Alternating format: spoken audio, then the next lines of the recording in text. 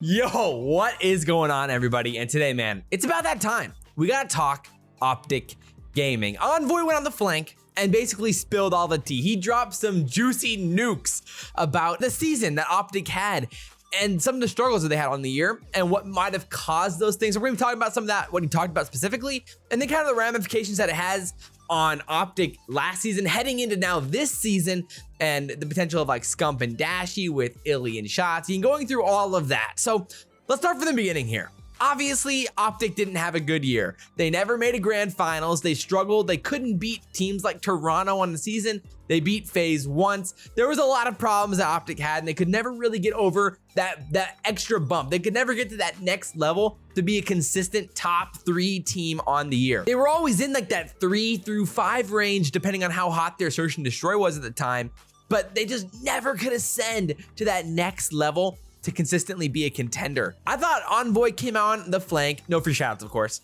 and was just really transparent and honest about his experience with OpTic and that whole experience of the roster and some of the ways that it went wrong for him. And it was really interesting to hear from his perspective because like this is something we talked about. If you guys have been listening to the podcast, this is something we've been talking about a lot on the pod, is OpTic and their lack of preparation, or their like what seemed to be lack of preparation. And those were a lot of things that Envoy highlighted about the team while on the flank. So let's start here. He's talked about the decision to stop streaming scrims at the end of the season. And I thought it was interesting how he said that he felt like stopping the stream scrims actually hurt them, in the sense that they didn't put as much effort forward during scrims, and that it gave people more excuses like chalk scrims or sleep through their scrims or go to bed late. And he said there were a lot of problems with those types of things, with guys just not showing up on time or things like that to scrims, which I thought was, a little surprising, not the greatest look. And I was surprised Envoy was willing to say those types of things, because that's pretty spicy and an indictment on some of the other guys on that team if it ended up being the case, obviously. And we will be talking about kind of the ramifications and kind of how this kind of makes more sense for Formal later on in this video. But overall, it was just an insanely juicy conversation. And one thing that he mentioned, talked about as well alongside the not streaming scrims, was how they kind of got demoralized throughout the year because of all the tough losses. And then he talked about how they looked absolutely insane in scrims. They couldn't really translate it to matches, and it wasn't feeling like it ever translated to their matches with how good they were practicing in scrims, which is an interesting idea and an interesting thought. And there might be something to that about how other teams approach scrims versus maybe how OpTic was approaching scrims. I do think that a lot of other teams are experimenting in scrims. They're trying new strategies. They're working on fine-tuning different setups and experimenting with different breaks on certain hills. But there really is a different mentality when it comes to scrimming versus matches. And teams are gonna maybe save a few of their best strats for matches instead of using them in scrims and those types of things. Not to mention, you're only scrimming respawns on the year. And throughout the season, OpTic were a top 3-4 hardpoint and control team on the year for at least most of the season, but S&D was where they had their real problems, and you're not scrimming that on the regular against pro teams. So that is also another X factor as well. And they, even Envoy talked about their struggles on raid S&D on the season, and how like their only win came against Florida when Dashy 3v1'd them. So there was all those things as well, which I thought was really, really good conversation, but we didn't even get to the juice of it yet, and that's coming here in a second. Then he started highlighting how they really didn't watch much of other teams' VODs. And this is where I started getting like a little questionable and like, okay, yeah, this is why they never elevated themselves to a top 2, top 3 team regularly, because they didn't go back and capitalize on watching other teams' scrims or other teams' VODs or watching like other teams' respawns. So he was really highlighting other teams' respawns. They didn't often go back and watch other teams' full respawns and pick apart some of those things. He said that there were times when Troy would have them watch certain things that other teams did, but they wouldn't really go back as a team and watch full matches or take notes on these types of things that other teams were doing. And that off the rip is a pretty big red flag for me, that you're just not putting in the time that you need to put in to nitpick opposing teams and figure out and dial in on those strategies. That's just shocking to me. Like, that just feels like a required level of effort. Like, if you're in the CDL, it's something that you have to do. And I'm just really surprised that he would say that. And it seems like just a really bad reflection on their squad and the preparation that they put in. And he said that they really only went into private matches like a few times on the year, besides doing it for like trophy placements. And so like they weren't going into private matches to work on a specific setup for a hill, work on rotations, or how to deal with certain spawns or set up different spawns or situations, or maybe S&D more often. So I was really surprised to hear that as well, that they weren't experimenting more. Obviously, you don't need to do that a ton, but I think most teams would say they do that fairly often to at least practice or walk through some certain setups or situations or breaks that they're trying to work on and put them in at least in the game instead of just talking about them outside of the games. That was pretty surprising as well. So all of those things kind of stem from a conversation that we had a lot on the season, and this was about maximizing OpTic's coaching staff. I think Troy's a really good coach, but like when you look at all the other top teams, like I've said a lot this year, they have assistant coaches. Like for example, FaZe. They've got not just Crowder, but they've got RJ as an assistant coach. They've got EasyMac as an analyst, and they got Tupac as an S&D analyst. And the amount of times this year, you can even count the amount of times this year that those guys on FaZe gave credit to their coaching staff for how much better they've made them. And Arcity's, like when he was on my channel, talked about that a lot. He talked about that in post-game interviews as well. Like he was like, dude, we would not be who we are without our coaching staff. Having those extra people in place to sit there and be the guys that are watching that VOD, who are the ones that are studying private matches, who are studying the spawns in scrims consistently. Like, yes, Troy can do some of that, but he cannot do the work of what RJ, EasyMac, and Tupac are all doing, who are full-time working with this squad and being there for all these scrims and having these conversations on the side with each other, and then bringing the most important takeaways to the team meetings and talking about things that they wanted to throw out to the players and how they could help in those ways. And like EasyMac's sole job was to work on the strengths and weaknesses of opposing teams, the other team's worst maps, the other team's best maps,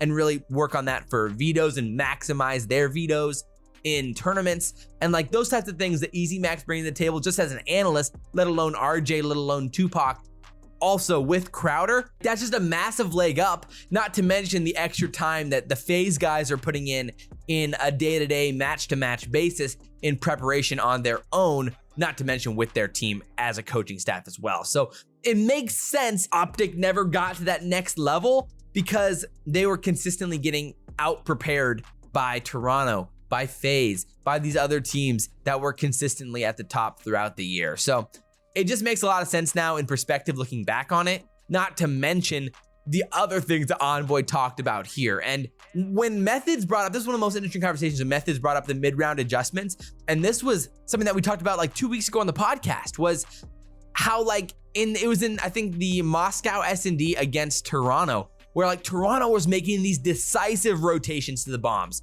And OpTic wasn't even watching the cross to get the information about where Toronto was going, and it required OpTic to blind counter like 2 different times in that S&D map instead of potentially giving themselves the information on the cross that Toronto was rotating back and forth. Because when you have that information, you're able to make really aggressive team-oriented play calls like let's hit this, let's do this thing, let's make this type of play. And if you don't have the information, you can't make those play calls.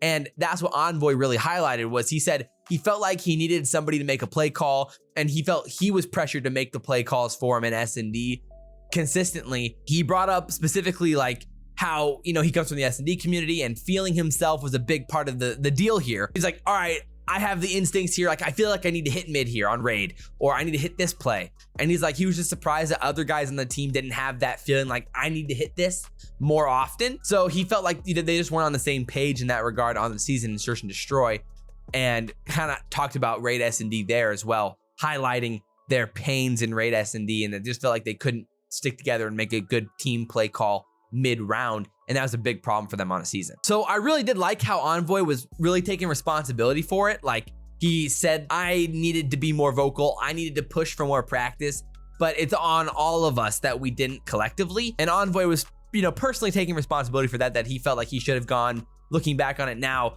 and really brought the team together, been like, yo, we need to work on these things. We need to prepare for this. We need to watch more VODs.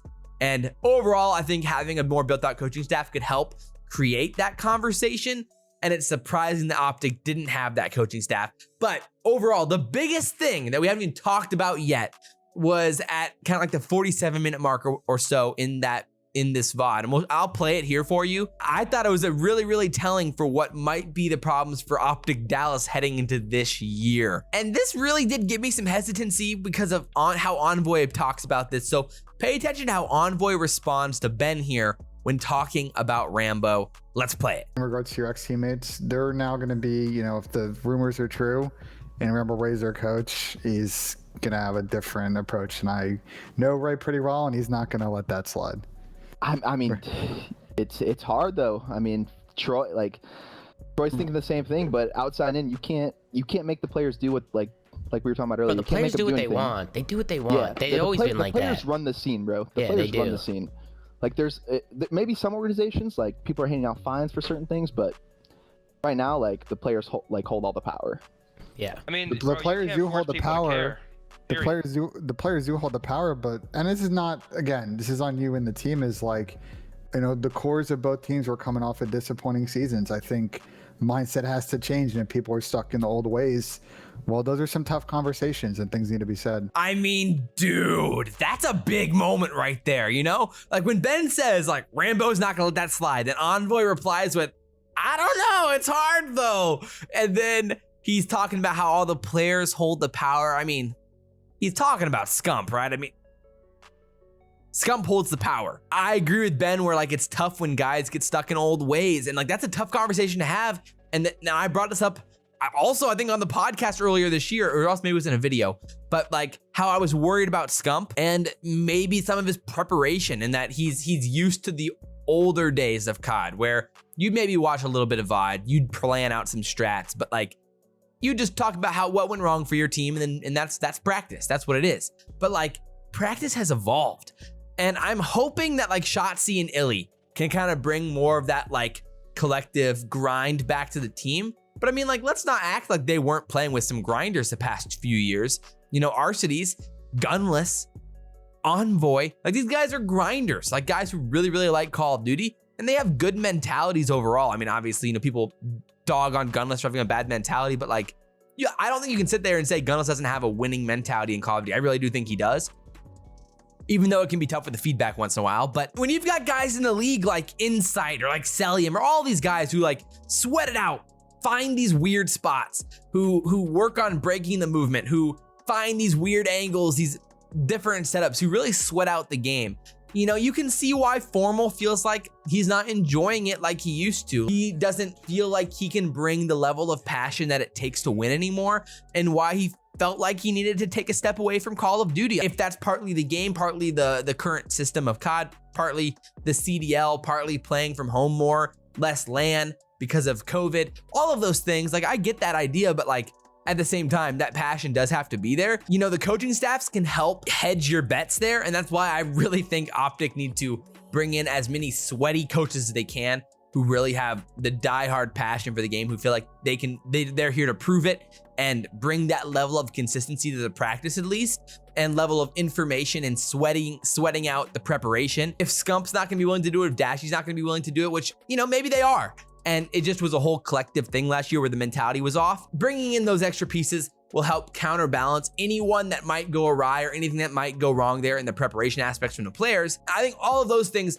drastically increase a team's chance to win. And I 100% side with Envoy and Methods there, talking about their lack of preparation translating to a lack of consistency at the top near the end of the year. And that's what we saw from OpTic. I mean, it really did come down to those small things, like why you can't just let Toronto run straight through Moscow to break P2 near the end of the season. Like these types of weird mistakes that they would make just made no sense at that point in the year. And that comes down to preparation and working on those fundamentals from the beginning of the year and ironing those things out as the year goes along.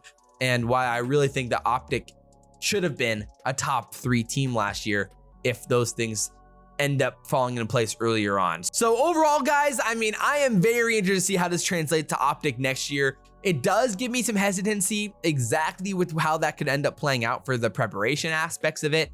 Even if Rambo and Troy are there next year, you know, either way, I hope they bring in an analyst. I hope they bring in an S&D analyst. I hope they bring in as many people as possible to build out that competitive team around the OpTic Dallas guys and build that competitive family to compete. And as for Envoy and Octane, I think with them on the flank, you got a good feel for what level of preparation and practice they want to bring to the team this year. And hopefully that translates to them sweating it out and being really, really, really good by the end of the season next year as well. I think it's pretty likely. So we'll be doing a lot more videos, obviously, the upcoming few weeks. I've been working on brainstorming and kind of the whole video schedule. So I might not be like a daily uploader during the off season because I want to put in like the extra level for some of these videos and really add in some good editing and the clips that are necessary for a lot of these videos. So it might not be daily, but I'll do my best to be like every other day at the least, and hopefully more than that. It's gonna be a little bit inconsistent, but make sure you have notifications turned on so that you never miss an upload. And I always appreciate you guys tuning in. Drop a comment down below about how you guys think OpTic are gonna perform next year, how you guys think LAT is gonna perform next year, and what was OpTic's biggest problem during Cold War. Drop all that down below, and I hope to see you guys in the next video. But as always, guys, like, comment, subscribe, share the video if you guys really enjoyed it. But as always, guys, I'm your boy SalvationsElite, and we will see you next time. I'm out.